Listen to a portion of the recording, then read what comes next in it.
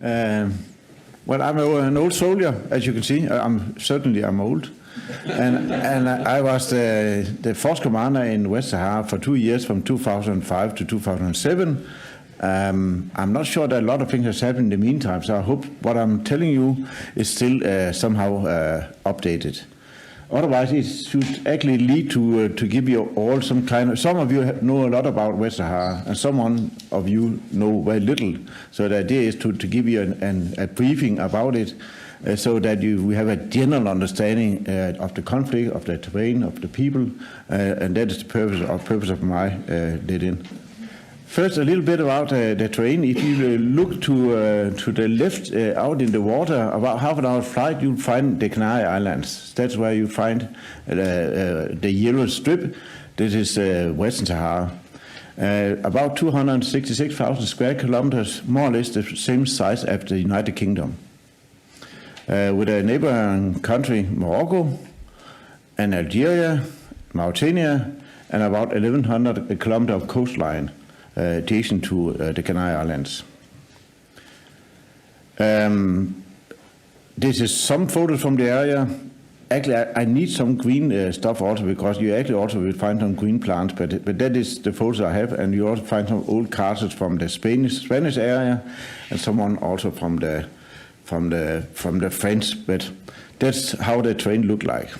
But you also have this very beautiful coastline, and you also have wadis where you can actually see camels or dromedaries who are walking around. So that's how it is. Population, this is the Sahrawis. They are very kind people. Actually, I think I'm good friend with both. I don't know. I feel like I'm good friend with both the people from Sahara and also Moroccans. They are nice people, both of them. You can talk to them, and these people, they are most of them are Muslims, but they don't go to mosques. They basically pray behind the local hill, and if you meet some of the ladies, you'll go into the tent, and you then see them take off this dress, and then they'll be there in a t-shirt and in jeans, and offer you tea. And they can have a divorce if they want a divorce. So it's a little bit different from other areas, like we are different from Germany, for example. So there's a difference here. I'm just giving a wild guess, because no one really knows how many there are. But around 500,000 people, where about 155,000, perhaps 200,000 are living in the refugee camps in Algeria. Otherwise, you can see the cities here, where the most of the people live. The people living in the refugee camps are getting nutrition from the UN, from the European Union, but they're really living a tough life in a desert, where basically the goats are living from plastic. And a really tough area to live in, and they have been living there since 1975, waiting for a solution to this conflict. Economy, can it actually live in this area? First and foremost, there's a lot of phosphate as you use for nutrient the ground that is exported from this area. You also have a lot of fishing areas where we have the dispute whether this should be allowed to be sold to the European Union or not. And the European Court have said no, and the UN has still done it, but this is one of the areas for discussion. And then there might also be oil, both out in the waters, but also inland. But not anything really exploited yet, but it's a possibility. Then a little about the history. As you remember, or some of you remember, you have the weights that you participated in the Berlin Conference in 1985, and at that time the European nations decided how to divide Africa among themselves. And this became a Spanish colony. And it was a Spanish colony for a long time, even longer than most other places, because in Spain they had a boss that was not very friendly. He was called Franco, and he didn't want to give away this area. He should be a colony. But he died basically in 75, and the UN started to call for this referendum because a big part of the UN establishment back in 45 was they wanted to let the colonies get free and have their own future instead of being a colony of a European power.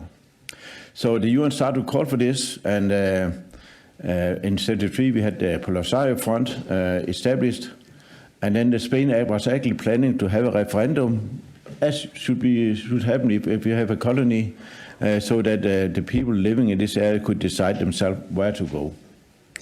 But Morocco complained about this and said, no, this area actually belonged to Morocco from historical reasons. And then he was considered in the International Court of Justice, is this Morocco or not? And it was basically decided by the court that the referendum should take place, and there was no historical tie that should stop such a referendum. Then the war started. And I'll come back to how it started, and basically there was a war going on until 91, a long time. Then it was basically, the result of the war was basically 1-1, because no one was actually winning this war. And there was then an agreement there should be a ceasefire in 91, and then the UN should send in a peacekeeping force called MINURSO. And since then, basically nothing has happened. 2007, 2023, we are more or less the same place as before. Let's take a very short glimpse of the UN Charter. And behind all these words, it basically says that if you have a colony, then the colony should be allowed to decide by themselves. Do we want to be independent? Do we want to be a part of another country or something third? And I think we have tried this in this area also, that would we wage a war to keep Greenland as part of Denmark, or should we let them decide themselves? That is basically the issue here. That is, should a colony be allowed to decide themselves? So in 1975 you had a very crucial year, because Spain was under pressure, both by Polisario but also by Morocco. And then Madrid, there was a Madrid Accord, and they basically agreed with Morocco and Mauritania to hand over the colony to these two countries, with 2/3 to Morocco and 1/3 to Mauritania. And then Morocco marched in with the so-called Green March, with a lot of civilians, but also with a military formation, and took over the area, where Mauritania also took the southern part. Polisario took up the fight with Mauritania, and they basically won, and they knocked the door of the capital, Mauritania, in 1979. Nouakchott, as you know, is the capital of Mauritania, and then basically Mauritanians gave up their claim on Vestsahara. And then basically Morocco moved in and took the last third also. As you can see in 79, at that time the Polisario was actually doing a fine military job out there. They didn't have a lot of weapons. They were very good fighters. So in the beginning, Morocco had about 20,000 soldiers in the area. It was not enough. Then they had 40,000, then 60,000, then 100,000, and then in the end they had 200,000 soldiers fighting. And they could not really defend the cities, so they started to establish sand walls around the cities, then connect the sand walls, and then in the end there was a sand wall through Vestsahara that is have a strength of about 2,500 kilometers. You'll see a picture in a second. We had a different meeting, different plans. The MINURSO in 91 was sent in to organize what they call a settlement plan. Basically, the UN should try to figure out who should be allowed to vote as early as 91. They planned for half a year of planning. It took many years because the two parties could not agree who actually should be allowed to vote. So in 99, they basically gave up on this referendum and sent all the voting papers to Geneva, where they still is located. Then they called in the former Minister of Foreign Affairs, Secretary of State, James Baker, to negotiate. some solution. And he worked with the James Baker Plan 1 and the James Baker Plan 2. And James Baker Plan 2 was actually approved by the UN Security Council. It was basically saying now this area should be a kind of autonomy area of Morocco for 5 years, and then the people should be allowed to vote and decide should they remain a part of Morocco or should they be independent or something else. But this James Baker Plan was sent to the two parties, and Polisario rather quickly said, yes, it's okay, we can agree with it. And then after 1 year, Morocco said, no, we cannot agree to this James Baker Plan. So what to do? So the UN Security Council basically decided, okay, we will not enforce this plan on the area. We will appoint a personal envoy who will then negotiate with the parties to find a peaceful political solution to the area. As you can read here, request the parties to resume negotiation without preconditions, in good faith, a need to achieve a realistic, practical, enduring, and mutually acceptable solution based on compromise. They don't say anything about international rules and so on here, but basically they hope to find some kind of solution by talking together. And basically this has not succeeded so far. Various personal envoys have tried hard a couple of years, and then they have been giving up, and just now it is Staffan de Mistura, Swedish, Italian person who is the personal envoy, who is trying hard to let the people or the parties meet and find a solution.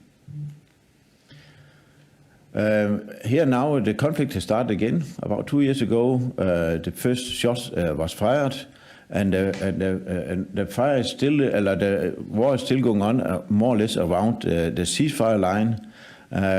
Recently, there was also a number of explosions in Vestsahara, and there's a risk. I think we all fear that the war can spread to the west of Vestsahara, to Morocco, and perhaps also involve Northern Africa. There's also implication that will lead to a major war in Northern Africa, which happened before. You had the guerre des Sables between Algeria and Morocco back in 1963, so it could happen again. There is a risk if we are sleeping and not doing anything that this can spread. Morocco is not here today, as to my knowledge, so I just want to say some few words about what they have proposed of solution, because Morocco has proposed that there should be an autonomy for that Sahara region under Morocco. It's a pamphlet, and I just took the most important part of it, and as I don't mention Polisario here is because Sidi is here, I'm sure you'll mention what your views are on the situation. But the Morocco proposal is basically to give autonomy to the area. That will mean that the local region would have local administration, a local police force. They would have also courts, budget, tax, regional planning, infrastructure, social sector, and so on. Whereas the Moroccan kingdom should keep the flag, the national anthem, the currency, national security, that is the military, and also be responsible for external relations, that is foreign ministry. And the Moroccan side would think that this should be then the only issue to be discussed in a referendum, so that the Sahrawis can say yes or no to this solution and only this solution. Here you see the berm from a helicopter. The berm is basically a sand wall, actually two sand walls, as you can see, and you can see this small ring. That is a platoon. Us from the military would know there's about 30 men, and there are 689 of these platoons formations down this 2,500 kilometer line. And if you go further to the left, you'll find a lot of Moroccan military units ready to defend or attack. On the right side, you'll find Polisario land, where they try to do more or less the same or be ready for war. You can see the sand wall here with me passing by foot. You can see some of the Moroccan units, tanks, mostly French and US equipment. And you see Polisario, which is mostly old Russian equipment, and also some equipment that they have taken away from the walk-on site. And then to MINURSO. First of all, the task officially is still to assist the Secretary General in the fulfillment of the mandate of holding a referendum. That is still the official task of MINURSO, even that the referendum is in Geneva or put away for some time. And you can still be a little bit suspicious, will this actually work? But this is the people of MINURSO, as you can see here, a number of civilians, both international staff, local staff, military from about 30 nations. And the military are unarmed. So basically we are under protection of the two parties. This area, for the size of the United Kingdom, we have a number of bases around in Vestsahara, and you take down to Agbenit to the south, up to the headquarters in Layoun, FHQ, with a lot of abbreviations, field headquarters. There's about 800 kilometers. So we basically transport ourselves with cars, helicopters, and planes. And you'll see the red line is more or less the berm, and we try to make sure that half of the MINURSO is on one side of the berm and half of MINURSO on the other side of the berm. What is the job of the MINURSO now after the ceasefire or after the referendum has been put aside for some time? That is to make sure, if you now would say that Copenhagen went into war with Roskilde or two football clubs, then you wouldn't trust the other party. You had just been killing each other, so how can you trust someone who are just 100 meters away? If someone hears a loud noise, you will shoot back, and then suddenly the war would start again. So the job of the UN in such a situation, that is to establish some kind of buffer strip. Here it's 5 kilometers wide, where the two parties are not allowed to send in any military. And by doing so, then the risk of having an accident leading to a war will be less. And then there's basically a military agreement that will say that within certain areas, you will not be allowed to put on new minefields. You will not be allowed to make a concentration of forces to making ready for an attack. And you're not allowed to bring in new equipment like new airplanes or drones and so on. So this is the MINURSO job. That is actually to patrol this area, knock the doors, take photos, say to someone, oh, you built a new defense line here, that is not allowed. We'll report that to New York. Or you have now a concentration of forces because you have a big party in Tifariti, you now have a violation of the ceasefire. Or something like that on both sides. So this is the job of MINURSO, that is basically to control the area in this way. And it goes on by different ways. You see here I'm actually visiting someone out in the desert, and you can actually see some green in the back. Anyway, that is the special thing about this mission is that contrary to other missions, that the two parties do not talk together officially.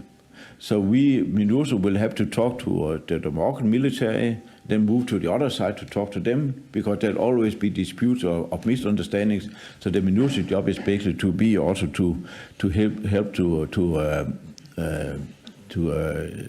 talk to the both parties to avoid escalation.